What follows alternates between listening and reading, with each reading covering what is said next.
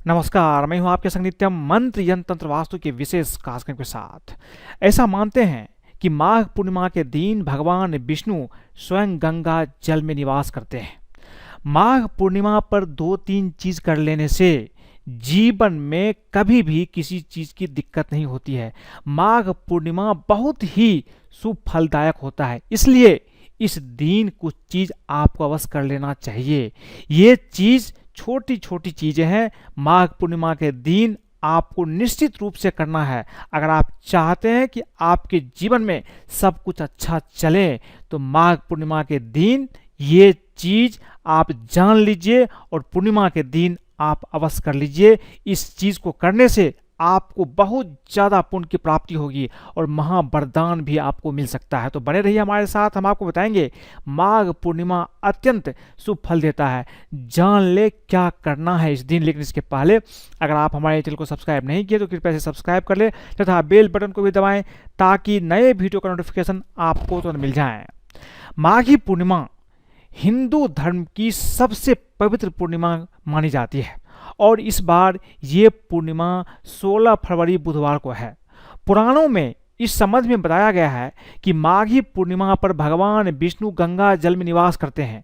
माघ पूर्णिमा के दिन चंद्रमा अपनी 16 कलाओं से पूर्ण होते हैं और अमृत की वर्षा करते हैं। इसके अंश वृक्षों, नदियों, जलाशय और वनस्पतियों में भी होते हैं। ज्योतिष के अनुसार माघ पूर्णिमा में स्नान दान करने से सूर्य और चंद्रमा युक्त दोषों से भी मुक्ति मिल जाती है।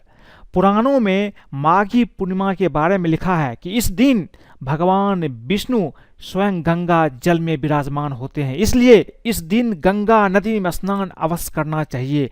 अगर गंगा नदी आपके आसपास नहीं है, ऐसा आप नहीं कर सकते, तो घर में ही पानी में गंगा जल डालकर आपको स्नान अवश्य करना चाहिए।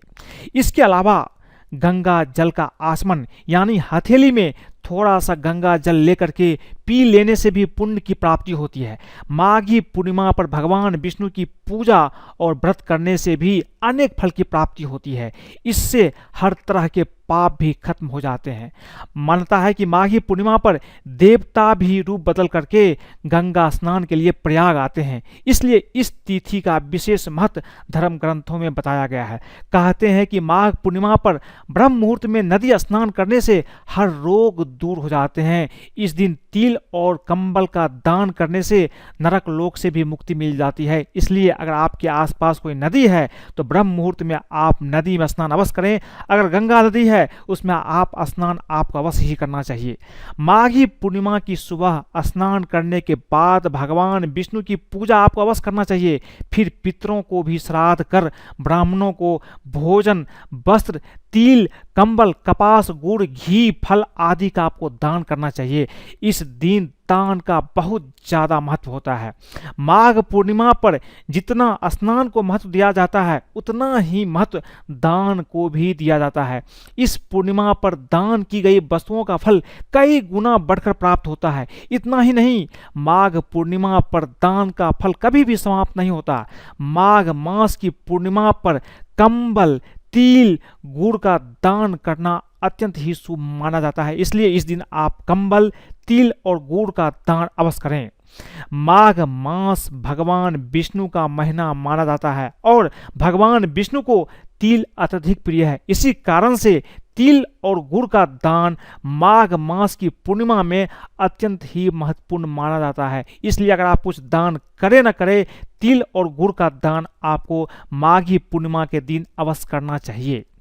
दीपक की रोशनी भगवान विष्णु को विशेष प्रिय होता है, इसलिए पूर्णिमा तिथि की रात देवी देवताओं के स्वागत के लिए घर में आपको दीपक अवश्य जलाना चाहिए।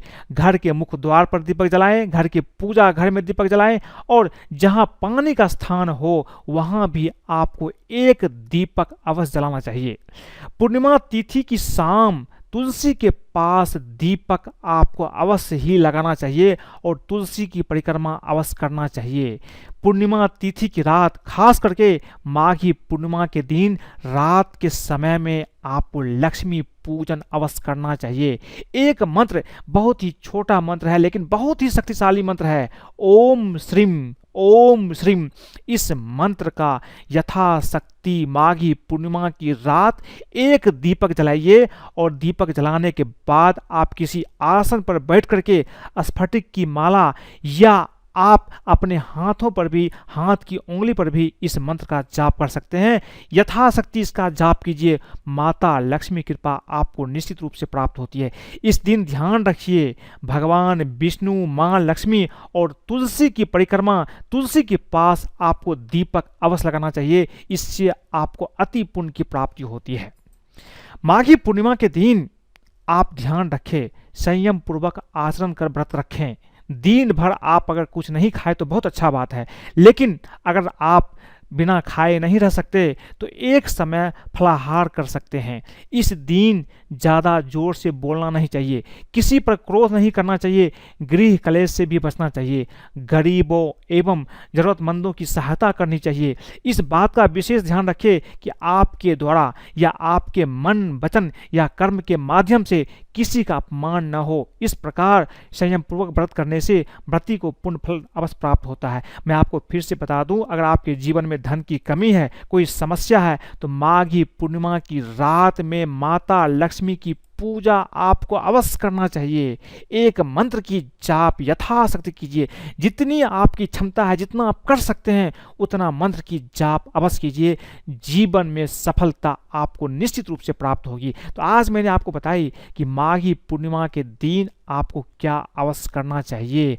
अगर आप ये चीज़ करते हैं तो निश्चित रूप से आपके जीवन में सफलता प्राप्त होती है। अगर आपको ये वीडियो पसंद आए तो कृपया इसे लाइक करें, सब्सक्राइब करें, अपने दोस्तों, सगे संबंधियों के साथ भी शेयर करें, ताकि वो भी इन चीज़ों को समझ करके माघी पूर्णिमा के दिन अगर ये उपाय करते हैं तो उसके जीवन में भी धन ऐश्वर्य की प्राप्ति होगी।